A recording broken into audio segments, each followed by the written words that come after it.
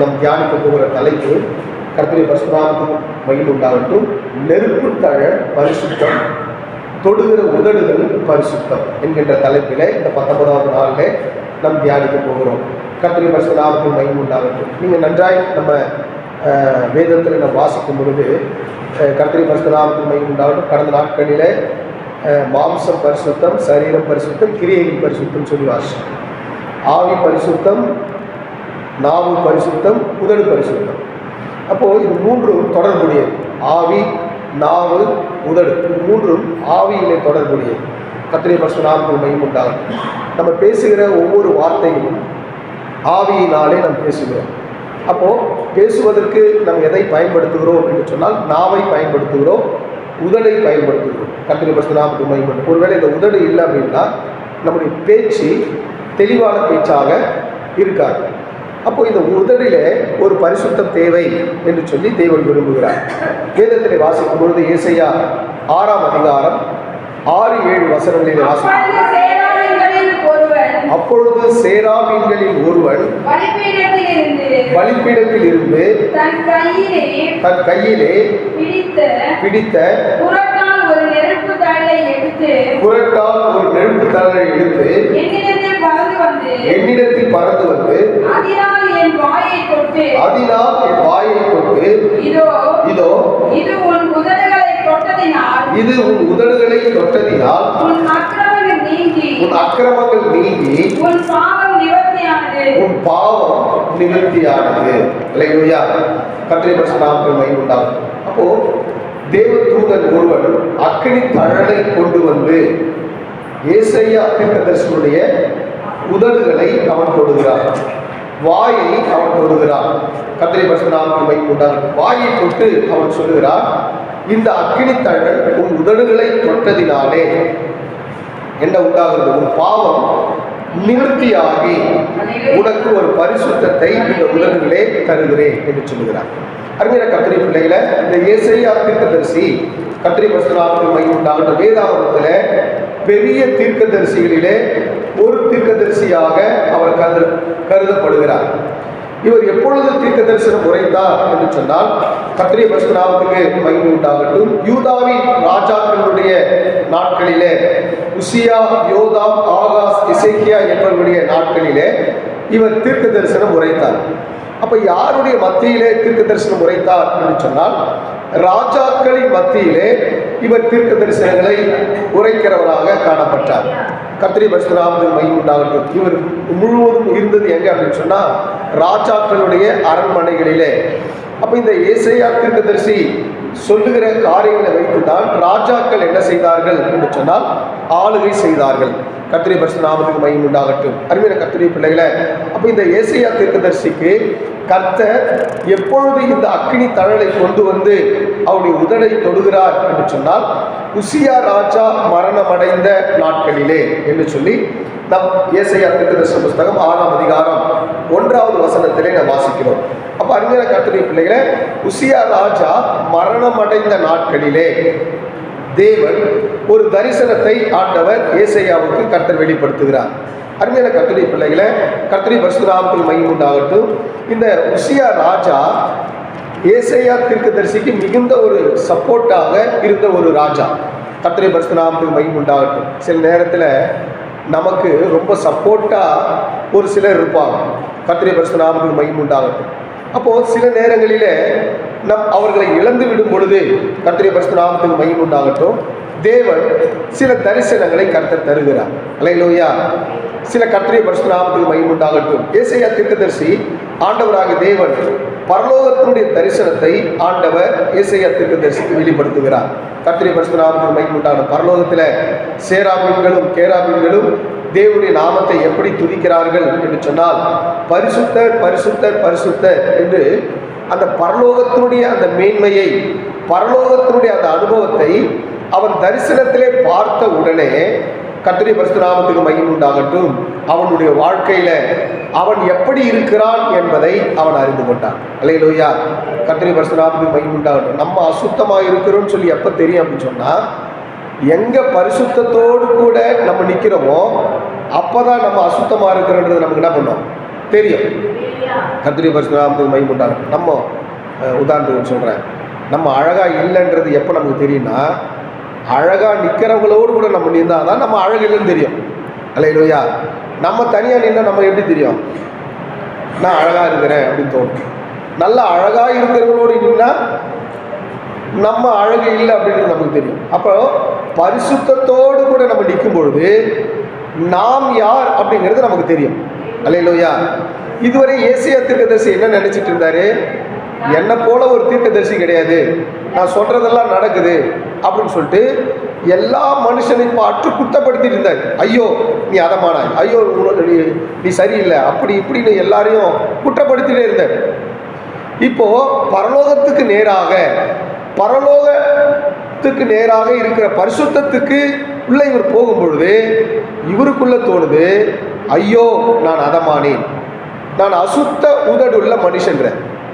ஏசாயா தீர்க்கதரிசி புஸ்தகம் 6ஆம் அதிகாரம் 5வது வசனத்தில் வாசிக்கும் பொழுது, அப்பொழுது நான் ஐயோ அதமானே, நான் அசுத்த உதடுள்ள மனுஷன், அசுத்த உதடுள்ள ஜனங்களின் நடுவிலே வாசமாய் இருக்கிறவன், சேனைகளின் கர்த்தராகிய ராஜாவை என் கண்கள் கண்டதே என்றார். அல்லேலூயா. அப்ப தான் யார் என்பது, தன்னுடைய ஜனங்கள் யார் என்பது எப்பொழுது ஏசாயா தீர்க்கதரிசிக்கு வெளிப்படுது அப்படின்னு சொன்னா, அந்த பரலோகத்தில் இருக்கிற பரிசுத்த மகிமையை பார்த்த மாத்திரத்தில். அல்லேலூயா. கர்த்தருடைய பரிசுத்த நாமத்துக்கு மகிமை உண்டாகட்டும். நம்ம கூட சில நேரங்களில் நம்ம என்ன செய்வோம் அப்படின்னு சொன்னா, கர்த்தருடைய பரிசுத்த நாமத்துக்கு மகிமை உண்டாகட்டும், மற்றவர்களை நம்ம என்ன செய்கிறோம், குற்றப்படுத்துகிறோம். கர்த்தருடைய பரிசுத்த நாமத்துக்கு மகிமை உண்டாகட்டும். அப்போ மற்றவர்களை குற்றப்படுத்துகிற நீ யாரானாலும் சரி, போக்கு சொல்லவனுக்கு இடமில்லை. அப்ப அந்த குற்றத்தை நீ செய்கிறபடினாலே உனக்கு போக்கு சொல்ல இடமில்லை அப்படின்ற. அல்லேலூயா. இப்போ உதாரணத்துக்கு நீ குற்றவாளி அப்படின்னு நம்ம போட்டு கை காட்டுறோம் அப்படின்னு சொன்னா, ஒரு விரல் அவளை பார்த்து நிற்குது, மீதி 3 விரல் நம்மளை பார்த்து நிற்குது. அப்ப என்னன்னா, மற்றவர்களை குற்றப்படுத்துகிற நம்ம முதல்ல நம்ம எப்படி இருக்கிறோன்றதை நம்ம என்ன பண்ணணும், நம்ம பார்க்கணும். அல்லேலூயா. கர்த்தருடைய பரிசுத்த நாமத்துக்கு மகிமை உண்டாகட்டும். அதாவது ஆண்டவராகிய தேவனிடத்தில் 2 பேர் வந்து ஜெபம் பண்ணாங்க. 2 பேர் வந்து ஜெபம் பண்ணாங்க. ஒருவன் ஆயக்காரன், இன்னொருவன் பரிசேயன். கர்த்தருடைய பரிசுத்த நாமத்துக்கு மகிமை உண்டாகட்டும். பரிசேயன் என்ன ஜெபம் பண்ணா, அவன் தன்னை நீதிமானாக காட்டிக்கொண்டான். யார்கிட்ட? ஆண்டவருக்கு. மற்றவனை குற்றவாளியாக காட்டான். ஆண்டவரே, நான் இந்த இந்த ஆயக்காரனை போல நான் இல்லை, இந்த ஆயக்காரனை போல நான் இல்லை. ஏன் அவனுடைய ஜபத்தை ஆண்டவர் அங்கீகரிக்கல அப்படின்னா, இவனுக்கு என்ன தேவையோ அதை ஜெபம் பண்ணல. மற்றவன் சரியில்லை, ஆண்டவரே நான் சரியா இருக்கிறேன் நானும் முன்னாடி போய் சொன்னான். அல்லேலூயா. கர்த்தருடைய பரிசுத்த நாமத்துக்கு மகிமை உண்டு. சில நேரத்தில் குற்றங்கள் எப்படி வருது அப்படின்னு சொன்னா, அக்கிரமம் எப்படி நமக்குள்ள வருது அப்படின்னா, நம்மளை பார்க்கறது இல்லை, நம்ம யாரை பார்க்குறோம், மற்றவர்களை பார்க்குறோம். அப்போ கர்த்தருக்கு முன்பாக உன்னை நீ பாரு. கர்த்தருடைய பரிசுத்த நாமத்துக்கு மகிமை உண்டு. எப்போ பரிசுத்தம் வரும், கர்த்தருக்கு முன்பாக நீ கர்த்தரோடு கூட இருக்கணும்னு சொல்லி பிரயாசப்படு. அப்ப கர்த்தர் பரிசுத்தரா இருக்கிறார், அவருடைய அக்கினி பரிசுத்தமா இருக்கிறது. அந்த பரிசுத்துக்கு முன்பாக நான் என்னை ஒப்பிடும் பொழுது நான் எப்படி இருக்கிறேன், அசுத்தம் உள்ளவனா இருக்கிறேன். கர்த்தருடைய பரிசுத்த நாமத்துக்கு மகிமை உண்டாகட்டும். அப்ப இந்த ஏசாயா தீர்க்கதரிசிக்கு எப்பொழுது தான் அசுத்தம் உள்ளவனாக அவன் தன்னை பார்க்கிறான் என்று சொன்னால், பரிசுத்தத்துக்கு முன்பாக தன்னை ஒப்பிடும் பொழுது அவன் சொல்றான், நான் அசுத்த உதடுள்ள மனுஷன். அல்லேலூயா. தன்னுடைய தவற அவன் ஒற்றுக்கொள்ளுகிறான். கர்த்தருடைய பரிசுத்த நாமத்துக்கு மகிமை உண்டாகும். எப்பவுமே கவனிங்க, நமக்குள்ள பரிசுத்தம் வரணும் அப்படின்னு சொன்னா, நம்முடைய தவறை நம்ம தேவ சமூகத்தில் நம்ம என்ன பண்ணணும், ஒற்றுக்கொள்ளணும். கர்த்தருடைய பரிசுத்த நாமத்துக்கு மகிமை உண்டாகட்டும். அருமையான கர்த்தருடைய பிள்ளைகளை, இங்க ஏசாயா தீர்க்கதரிசி தன்னுடைய தவறை ஒற்றுக்கொள்கிறான். நான் அசுத்த உதடுள்ள மனுஷன், அசுத்த ஜனங்கள் மத்தியிலே, அசுத்த உதடுள்ள ஜனங்கள் நடுவிலே நான் வாசம் பண்றேன் ஆண்டவரே. அல்லேலூயா. அப்ப முதல்ல தன்னை ஒற்றுக்கொள்ளுகிறான், தன்னுடைய ஜனங்களும் அப்படிப்பட்டவர்கள் தான் இருக்கிறாங்க அப்படின்றத அவன் ஒற்றுக்கொள்ளுகிறான். அல்லேலூயா. இப்ப ஒற்றுக்கொண்ட உடனே தேவ தூதன் அக்கினி தழலை கொண்டு வர, சேராபீன்களில் ஒருவன் வடிப்பீடத்திலிருந்து, அல்லேலூயா. அப்போ பலிபீடத்தின் அக்கினி என்ன உண்டாக்குறது அப்படின்னா உன்னுடைய உதடை பரிசுத்தப்படுத்துகிறது. அல்லேலூயா. அப்ப அக்கினி பலிபீடத்தில் இருக்கிற அக்கினி தழல் நம்முடைய உதடுல தொடரும். கர்த்தருடைய பரிசுத்த நாமத்துக்கு மகிமை உண்டாகட்டும். நம்முடைய உதடை தொடும் பொழுது நம்முடைய அக்கிரமங்கள் எல்லாம் என்ன பண்ணுது? நீக்கப்படுகிறது. கர்த்தருடைய பரிசுத்த நாமத்துக்கு மகிமை உண்டாகும். பொதுவாக பெண்கள் உதட்டுக்கு அதிகமாக முக்கியம் தருவாங்க. அல்லேலூயா. கண்ணாடி முன்னாடி போய் நின்னோட ஃபர்ஸ்ட் எதை தான் பார்ப்பாங்க? ஆமே. அல்லேலூயா. ரத்தத்தை குட்டீஸ் எல்லாம் இருக்குது. சில நேரத்தில் பிள்ளைங்க சொல்லுவாங்க, ஐயா பொண்ணு 3 வயசு தான் 4 வயசு தான் ஆகுது, கண்ணாடி முன்னாடி போய் சர்வு சர்வு சர்வு சர்வு நச்சுனுக்குது ஐயா. அல்லேலூயா. என்னது? ஆமாம். கர்த்தருடைய பரிசுத்த நாமத்துக்கு மகிமை உண்டாகட்டும். அப்போது சின்ன ஒரு 3 வயசு 4 வயசு குழந்தை கூட என்ன தோணுது? என் உதட நான் சரியாக பார்க்கணும், அதை நல்லா அழகுபடுத்தணும் அப்படின்னு தோணும். கர்த்தருடைய பரிசுத்த நாமத்துக்கு மகிமை உண்டாகட்டும். அப்போ அருமையான கர்த்தருடைய பிள்ளைகளை, உதடு, நம்முடைய உதடுகள் தேவனுக்கு பிரியமாக இருக்கணும். கர்த்தருடைய பரிசுத்த நாமத்துக்கு மகிமை உண்டாகும். அருமையான கர்த்தருடைய பிள்ளைகளை, நம்முடைய உதடுகள் சில நேரத்தில் சூது பேசுகிற உதடாக இருக்கும். கர்த்தருடைய பரிசுத்த நாமத்துக்கு மகிமை உண்டாகும். நீதிமொழிகள் 26ஆம் அதிகாரம் 24வது வசனத்திலே வாசிக்கும் பொழுது, நீதிமொழிகள் 24 26 24 சொல்ல வாசமா. பகைஞன் தன் உள்ளத்தில் கபடத்தை மறைத்து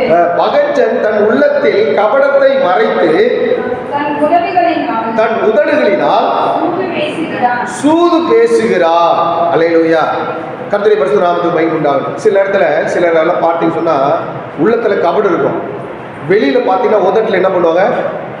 சூதா பேசுவாங்க. கர்த்தருடைய பரிசுத்த நாமத்துக்கு மகிமை உண்டாகும். சில நேரத்தில் நம்மளை ஏதாவது ஒரு காரியத்தில் சிக்க வைக்கணும் அப்படிங்கிறதுக்காக தந்திரமாக பேசுவாங்க. கர்த்தருடைய பரிசுத்த நாமத்துக்கு மகிமை உண்டாகட்டும். அருமையான கர்த்தருடைய பிள்ளைகளை, கர்த்தருடைய பரிசுத்த நாமத்துக்கு மகிமை உண்டாகட்டும். அப்போது இந்த சூதான உதடுகளை எல்லாம் கர்த்தர் என்ன செய்யணும்? மாற்ற வேண்டும். கர்த்தருடைய பரிசுத்த நாமத்துக்கு மகிமை உண்டாகட்டும். சில நேரத்தில் வஞ்சகம் பேசுகிற உதடாக இருக்கும். கர்த்தருடைய பரிசுத்த நாமத்துக்கு மகிமை. நீதிமொழிகள் 24ஆம் அதிகாரம் 28வது வசனத்திலே வாசிக்கும் பொழுது, நீதிமொழிகள் 24:28 கர்த்தருடைய பரிசுத்த நாமத்துக்கு மகிமை உண்டாகட்டும். உன் உதடுகளினால் வஞ்சகம் பேசாதே. அப்போ உன்னுடைய உதடுகள் வஞ்சகத்தை பேசக்கூடாது. கர்த்தருடைய பரிசுத்த நாமத்துக்கு மகிமை உண்டாகும். சில நேரத்தில் உள்ளத்தில் ஒன்று இருக்கும், வெளியில் உதட்டில் வஞ்சகத்தை வச்சு என்ன பண்ணுவாங்க? பேசுவாங்க. கர்த்தருடைய பரிசுத்த நாமத்துக்கு மகிமை உண்டாகும்.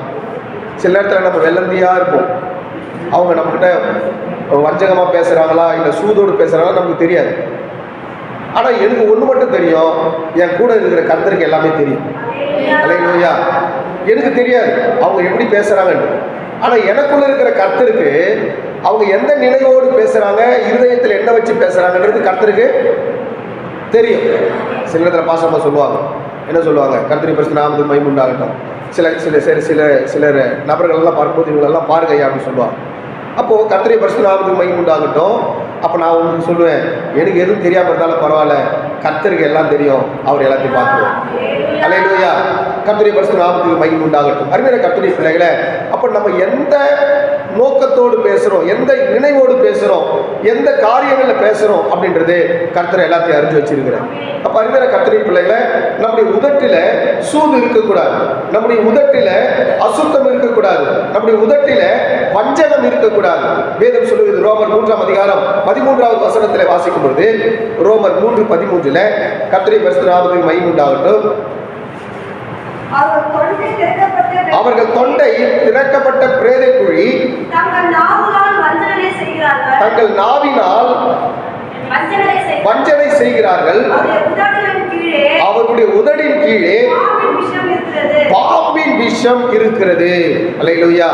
கர்த்தருடைய பரிசுத்த நாமத்துக்கு மகிமை உண்டாகட்டும். அப்போ அருமையான கர்த்தருடைய பிள்ளைகளை, அப்போ ஒரு சிலருடைய உதடுகள் எப்படி இருக்கு அப்படின்னு சொன்னா பாம்பின் விஷம், வஞ்சகம் நிறைந்த உதடாயிருக்கு.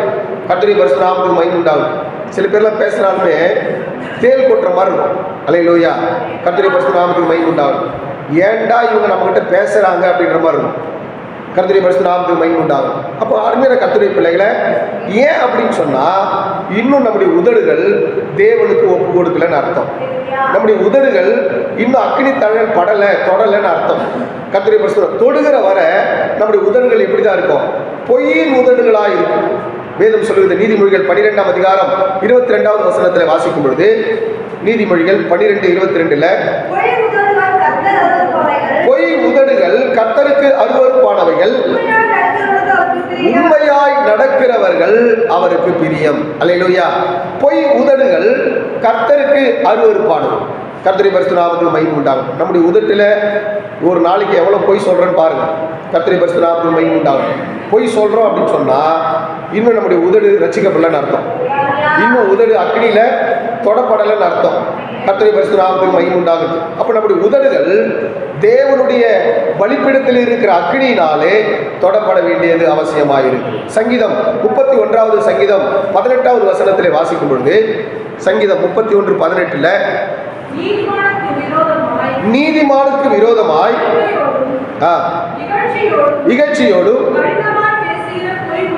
கடினமாய் பேசுகிற பொய் உதடுகள்.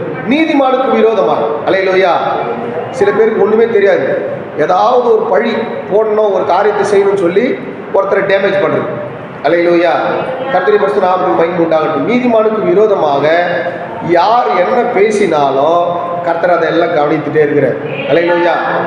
இப்போ நான் எனக்கு ஒரு காரியத்தை தெரியவே இல்லை, ஆனால் நான் கேள்விப்பட்டதுனால நான் ஒருத்தர்கிட்ட அவங்கள பற்றி நான் தப்பாக சொல்கிறேன்னு சொன்னால் ஒருவேளை அவங்க போய் சொல்லியிருக்கலாம்.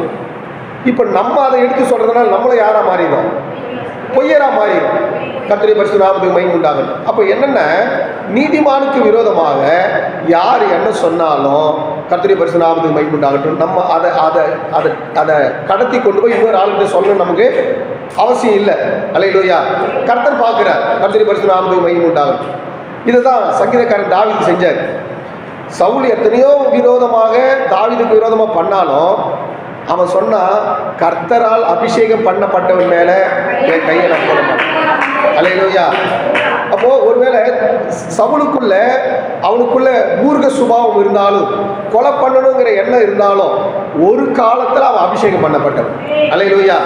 அதனால நான் அவன் மேல என்ன பண்ண மாட்டேன், சவுலின் மேல என் கையை போடவே மாட்டேன். எத்தனையோ முறை தாவீதுக்கு சவுலை கொலை பண்றதுக்கு தனிப்பட்ட முறையில சமயம் கிடைச்சது. ஆனா அவன் கை கூட, தாவீதுடைய கை கூட யார் மேல படல? சவுல் மேல படவே இல்லை. அல்லேலூயா. அருமையான கர்த்தருடைய பிள்ளைகளை, ஒரு காரியத்தை நீங்க நல்லா புரிஞ்சு கொள்ளுங்க. ரட்சிக்கப்பட்ட ஒரு விசுவாசிக்கு விரோதமாக இன்னொரு விசுவாசி எதனா சொல்லிச்சுன்னு சொன்னா நீங்க அதை பெருசா எடுக்கக்கூடாது. அல்லேலூயா. அதை போய் இன்னொரு ஆளுகிட்ட சொல்ல ஒண்ணப்படக்கூடாதுங்க. கூடாது. கர்த்தருடைய பரிசுத்த நாமத்துக்கு மகிமை உண்டாகட்டும். சில நேரத்துல அவங்க சொன்ன காரியங்கள்ல இருந்து அவங்க மனம் திரும்பி இருப்பாங்க. நீ 2 நாள் போட்டு அதை சொல்லும்போது அவங்க சரியாயிடுவாங்க, நம்ம தப்பான ஆள் ஆயிடும். அல்லேலூயா. அதனால கர்த்தருடைய பரிசுத்த நாமத்துக்கு மகிமை உண்டு. எந்த ஒரு விசுவாசிக்கு விரோதமாகவும் விசுவாசிகள் நம்ம என்ன பண்ணக்கூடாதுங்க, பேசக்கூடாது. கர்த்தருடைய பரிசுத்த நாமத்துக்கு மகிமை உண்டாகட்டும். ஒருவேளை நீங்க நினைக்கணும் அவங்க கர்த்தரால் அபிஷேகம் பண்ணப்பட்டவங்க. அல்லேலூயா. கர்த்தரால அபிஷேகம் பண்ணப்பட்டவங்க, அவங்கள பத்தி நான் எந்த ஒரு காரியத்தையும் தவறாக என்ன பண்ணக்கூடாதுங்க, சொல்லக்கூடாது அப்படின்னு. ஒருவேளை அவங்க தப்பே செஞ்சிருந்தாலும் தேவனுக்கு அவங்களுக்கு உள்ள தொடர்பு. அல்லேலூயா. அதை நம்ம சொல்லணுன்ற அவசியம் நமக்கு இல்லை. கர்த்தருடைய பரிசுத்த நாமத்துக்கு மகிமை உண்டாகட்டும். அருமையான கர்த்தருடைய பிள்ளைகளை, அப்போ தேவன் நம்ம உதடுகள் நம்ம அக்னி தழல் படாம இருந்ததுன்னு சொன்னா, நம்ம உதடுகள் எப்படி இருக்குன்னா, அசுத்த உதடுகளா இருக்குது, சூது நிறைந்த உதடுகளா இருக்குது, வஞ்சிக்கிற உதடுகளா இருக்குது, பொய் சொல்லுகிற உதடுகளாய். அப்ப இப்படிப்பட்ட உதடுகள்ல தேவன் தன்னுடைய அக்னி தழலை கொண்டு வந்து வைக்கணும். அல்லேலூயா. அந்த பரலோகத்தின் அக்னி உங்க உதடுல பட்டுதுன்னா உங்க அக்கிரமங்கள் எல்லாம் என்ன ஆகும், நீங்கி போகும். உங்க அக்கிரமெல்லாம் நிவர்த்தியாகி உங்கள் உதடுகள் எப்படி மாறும் அப்படின்னு சொன்னா பரிசுத்தமாய் மாறும். அல்லேலூயா. அறிவு நிறைந்த உதடாய் மாறும். தேவனுடைய பரலோக அக்கினி உங்க உதடுகளிலே பட்டுது அப்படின்னு சொன்னா உங்க உதடுகள் அறிவுள்ள உதடுகளாய் மாறும். நீதிமொழிகள் 20ஆம் அதிகாரம் 15வது வசனத்திலே வாசிக்கும் பொழுது, நீதிமொழிகள் 20:15 வாசிக்கும் பொழுது,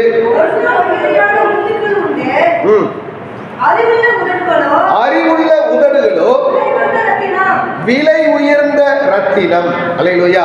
அறிவுள்ள உதடா மாறணும். அந்த அறிவுள்ள உதடுகள் விலை உயர்ந்த ரத்தினமாய் மாறுகிறது. அல்லேலூயா. இப்ப என்னுடைய உதடு அறிவுள்ள உதடா இல்லையா அப்படிங்கிறத நான் எதை வச்சு கண்டுபிடிக்கிறது? கர்த்தருடைய பரிசுத்த நாமத்துக்கு மகிமை உண்டாகட்டும். உங்களுடைய உதடுகள் எல்லாம் ரத்தினமா மாறணும். கர்த்தருடைய பரிசுத்த அறிவுள்ள உதடா மாறணும். இப்ப என் உதடு அறிவுள்ள உதடா இல்லையா, நான் எப்படி கண்டுபிடிக்கிறது? வாசிப்போம். மல்கியா கர்த்தருடைய பரிசுத்த நாமத்துக்கு மகிமை உண்டாகட்டும். 2ஆம் அதிகாரம் 7ஆவது வசனத்துல, மல்கியா 2:7, கர்த்தருடைய ஆசாரியனுடைய உதடுகள் அறிவை காக்க வேண்டும், வேதத்தை அவன் வாயிலே தேடுவார்களே. அல்லேலூயா. அப்ப என்னுடைய உதடு அறிவுள்ள உதடா மாறணும்னு சொன்னா என் வாயில என்ன இருக்கணும்? கர்த்தருடைய வார்த்தை இருக்கணும். அப்ப யாருடைய வாயிலெல்லாம் கர்த்தருடைய வார்த்தை இருக்கிறதோ அவர்களுடைய உதடுகள் எல்லாம் அறிவுள்ள உதடுகள். அல்லேலூயா. அறிவுள்ள உதடுகள்லாம் இருக்கிறவங்களாம் ஒரு எல்லாம் சொல்லுவோம். அப்ப நம்ம வாயில முழுசா என்னதான் இருக்கணும்? கர்த்தருடைய வார்த்தை மட்டும்தான் இருக்கணும். அல்லேலூயா. அதுக்குதான் ஃபாதர் பெர்க்மன்ஸ் பாடினார், என் வாயின் வார்த்தையெல்லாம் பிறர் காயத்தை ஆற்றும். அப்ப நம்முடைய வாயின் வார்த்தைகள் பிறருடைய காயங்களை ஆற்றுவதாக காணப்பட வேண்டியது அவசியமா இருக்கு. அப்ப நம்முடைய வாய் அறிவுள்ள வாயா மாறணும்னா, அறிவுள்ள உதடுகள் உள்ளதாய் மாறணும்னு சொன்னா நம்ம வாயில ஃபுல்லா என்ன இருக்கணும்? வசனங்கள் இருக்கணும். அல்லேலூயா. அருமையான கர்த்தருடைய பிள்ளைகளை, கர்த்தருடைய வார்த்தை இருக்கணும். நம்முடைய உதட்டில் இருந்து தேவனுடைய வார்த்தை எப்படி இருக்கணும்னு சொன்னா அப்படியே அருவி போல கொட்டணும். அல்லேலூயா. பிள்ளைங்கள்லாம் தூங்கினாங்கன்னா சொல்லு வரும். நம்ம வாயிலிருந்து வசனம் தான் வரணும். அல்லேலூயா. நம்ம வாயிலிருந்து என்ன வரணும்? இந்த சொல்லெல்லாம் ஊற்றுறத பார்த்தீங்கன்னா தன்னை அறியாமே ஊற்றும். பசங்க சொல்லு விடணும் அப்படின்னு சொல்லி அவங்களுக்கு விருப்பம் இல்லை. ஆனால் தூங்கும்போது தானாகவே என்ன பண்ணும்? சில பேர் தலைகாணியெல்லாம் சொல்லி ஊற்றிருக்கோம். அல்லேலூயா. இப்போ நம்மளாம் தூங்கினோம்னா நம்ம வாயிலிருந்து கர்த்தருடைய வார்த்தை தான் ஒழுகும். அல்லேலூயா.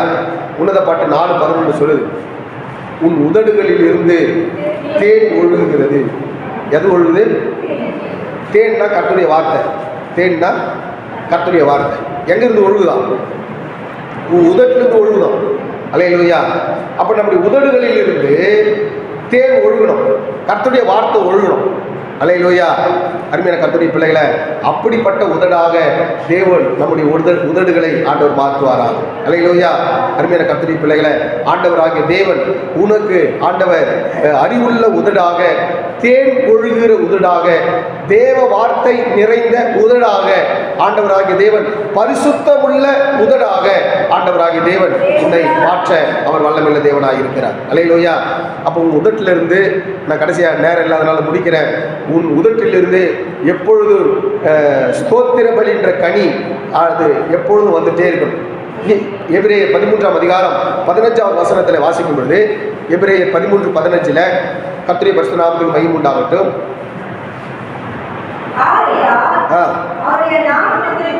அவருடைய நாமத்தை துதித்து உதடுகளின் கனிகளாகிய ஸ்தோத்திர பலியை அவர் மூலமாய் எப்பொழுதும் தேவனுக்கு செலுத்த கடவோம். அல்லேலூயா. உதடுகளின் கனிகளாகிய ஸ்தோத்திர பலி. அல்லேலூயா. அப்ப நம்ம உதட்டில் எப்பொழுதும் என்னதான் இருக்கணும்? ஸ்தோத்திரம் தான் இருக்கணும். நம்முடைய உதட்டில் எப்பவுமே கர்த்தருடைய வார்த்தை தான் இருக்கணும். அப்படி இருக்குமானால் நம்முடைய உதடு பரிசுத்த உதடா ஆண்டவர் மாற்றிருக்கிறான்னு அர்த்தம். அல்லேலூயா. அருமையான கர்த்தருடைய பிள்ளைகளை, இன்னைக்கு இந்த 19வது நாள் ஒரு தீர்மானம் பண்ணுங்க, என் உதடை மற்றவர்களுடைய ஆறுதலுக்காக தான் பயன்படுத்துவேன், மற்றவர்களை காயப்படுத்த மாட்டேன். அல்லேலூயா. என் உதடை பரிசுத்தத்துக்கு தான் பயன்படுத்துவேன், அசுத்தத்துக்கு நான் என்ன செய்ய மாட்டேன்? பயன்படுத்த மாட்டேன். அல்லேலூயா. அருமையான கர்த்தருடைய பிள்ளைகளை, நம்முடைய உதடுகளை ஆண்டவராகிய தேவன் பரிசுத்தப்படுத்துவாராக. கர்த்தர் கொடுத்த இந்த வார்த்தைகளுக்காக கரங்களை